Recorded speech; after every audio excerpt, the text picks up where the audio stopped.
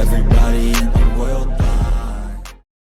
Hello everyone and welcome back to the GSMC Fantasy Sports Podcast, brought to you as always by the GSMC Sports Network. Before we get into our second segment of today's show, I do want to remind you yet again that if you do feel so inclined, please like, follow, and subscribe to the show, and the network is greatly appreciated by all concerned. But also, if you want to contribute more steadily to this show in particular, keep on making yourselves available to the Super Chat, Super Thanks, and Super Stickers features here on YouTube. A great way to interact with the show, get my attention.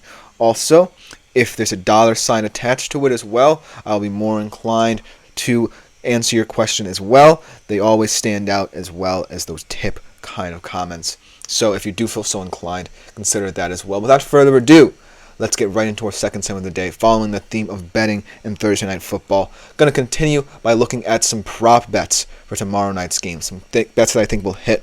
And I feel like this game is pretty clear cut in how I feel the game flow will progress, because I think that Atlanta, for the most part, is going to try and be as effective as possible in controlling the football, not doing anything too fancy. And the Bucs are going to try and come out off guns blazing in this game as well, to try and wear down a Falcons defense that is, like I said, very bend but don't break. So without further ado, let's jump right into our segment right here, starting off with a bet that I feel pretty safe in mentioning here, but he could prove me wrong in this game. Let's just say that. As I don't have a graphic for this game, I didn't think. So we're just going to do it without the graphic anyways. I think that it's going to be even better that way. But I'm going to start off with Kirk Cousins and his prop bet for this game. I'm saying he's going to go under 226.5 passing yards. At minus 114, I think this is a very safe bet because, like I said, Kirk Cousins isn't a fancy quarterback. He isn't someone who's going to throw the ball vertically all the time. Yes, he's had a couple of big plays to Darnell Mooney, and I like that Darnell Mooney is emerging as someone who you have to account for in this Falcons offense. But at the end of the day, I don't expect Kirk Cousins to take too many risks in this game. I feel like the way Raheem Morris sees this offense is one that, yes, has a lot of fascinating weapons to utilize, but most importantly, can be a ball control offense as well. If he's promising yet even more touches for guys like Bijan Robinson and Tyler Allgeier, that means a steady diet of a run-heavy approach.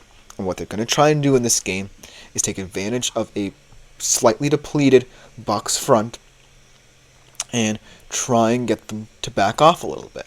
So expect a lot of early touches for both Robinson and Allgeier, and expect Kirk Cousins to be timely and opportunistic on passing downs, not, trying to go for the big play every single time.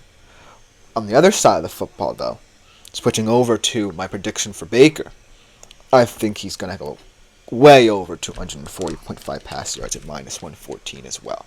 These are two very contrasting quarterbacks in terms of style, in terms of energy, in terms of moxie. Kirk Cousins is the safe vanilla option in this game at the QB position. Baker Mayfield is the more exciting one. He's the more exciting one in terms of fantasy implications. He's the more exciting one in terms of betting implications. And most importantly, he's the most exciting quarterback in this game. And he has the more exciting weapons, in my humble opinion, at his disposal. Because in Mike Evans and Chris Godwin, they've now developed a rapport over these past couple of years that really can't be denied. They might be the best QB wide receiver trio in the league. I'm not saying that, with, any regrets. I'm saying that because I truly look at them as a paragon of consistency, a group that feels like it can do no wrong, and most importantly, feel they have an advantage in this weak division, not just to win this division, but to compete in the NFC side of the bracket. And so Baker's just going to continue to show that he's unafraid to be a gunslinger in this system as well. And Liam Cohen seems to have full confidence in him, much like Dave Canales did. If Liam Cohen has confidence in you, a guy from the Sean McVay tree, then you better believe that this guy is going to be throwing the football early and often. And not for nothing, yes, I appreciate the emergence of a guy like Bucky Irving to keep this offense kind of on schedule, keep this offense more calm and poised and giving that component to it. But I also have to look at how the Bucs can compete in the playoffs, because purportedly you're going to be facing teams who are healthier than they are right now, and you're going to be facing teams that have explosive offenses as well. And right now you kind of want to prepare for that moment if you're the Bucs by practicing against teams who you feel like you can soundly beat, but also are in your division. So look for Baker Mayfield to come out all guns a-blazing in this game, like I said. And these next two bets I want to talk about kind of go hand in hand for the Bucs. Kind of go with the trajectory of how these players' seasons have panned out.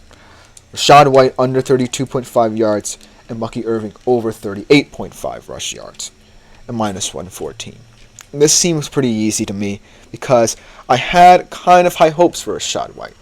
I didn't know enough about Bucky Irving to completely say that I was confident in him kind of winning over the starting job there in Tampa, but that's what the narrative has looked like early in the season. Rachaad White has not gotten as many snaps as people projected, and Bucky Irving really has made this running back position his own.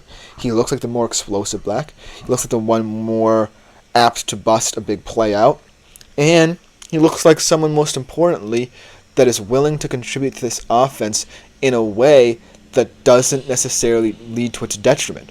Because when I think about the Bucs offense, and I think about what Baker Mayfield can do on later downs, on second and manageable, third and manageable kind of situations, you need to preempt it with a run that's intentional and not a run where you feel like, well, if I only get, 2 or 3 yards out of it, then I might not be able to move the sticks on 2 consecutive downs. You want a 6-yard, a 7-yard gain. And that's what Bucky Irving looks like being for this team. The guy who can get you that extra 3 to 4 yards on first down rather than just 3 yards in a cloud of dust. So that's why I feel the narrative is shifting in that running back room in Tampa. And that's why I feel betting is favoring Bucky Irving right now. And so the narrative might change yet again because I still like Rachaad White as an option in that running back room, but he's not the one I feel more confident in at this current stage for them, especially in this divisional game. So look for Bucky Irving to have more yards in this situation. Look for him to be a popular prop bet for you. And then on the Falcons side of things, there are many different bets you could have I could have chosen, or you can choose to bet on yourself. But these two players in this offense were perhaps the most heavily scrutinized, looking ahead at this season and what Kirk Cousins coming in could mean for both of these players. Because both of these players in a Desmond Ridder-led offense and an Arthur Smith-led offense as their coordinator, as their coach, it really did not work. And right now, what Raheem Morris is doing is saying, well, I want this offense to work, but in a way where we can physically wear you down. And these two players haven't necessarily been indicative of that just yet, but will have to be X factors for the Falcons in order to stay in this NFC South race and try and be competitive in the NFC if should they make the playoffs as well. So Bijan Robinson, let's start with him, over 71.5 rush yards. Through the past couple of games and past couple of weeks, we've seen kind of a shift in the tides of Bijan Robinson's touches. I look at Bijan Robinson's touches and say they're not necessarily what we want out of him. I feel like Raheem Morris, yes, is giving him more touches, but he's playing it safe with them. I feel like Bijan Robinson is a much better player when he's getting touches in a variety of ways. We saw it at Texas, and we haven't seen it since. When Bijan Robinson is in open space, he's one of the most creative backs in the NFL. And it doesn't seem like the Atlanta Falcons are scheming it that way for him, to get him in open space. Running a lot of outside zones. They're not trying to get him the ball through the air. And most importantly, the offensive line is not blocking for him. And when Algier comes in is what really makes me mad. Because when Algier comes in, the O-line blocks better, they pull better, and Algier, as a result, gets more open gaps to exploit. And my big question is, if you want Bijan Robinson to be a big part of your offense, Raheem Morris, why not scheme up ways for him to utilize his strengths? Because that's not necessarily what you've been doing right now. I appreciate that Bijan Robinson is getting more touches, but they need to be more intentional for this team. And right now, I feel like they're not. That being said, this feels like a game where Bijan Robinson could break out. It's a divisional game.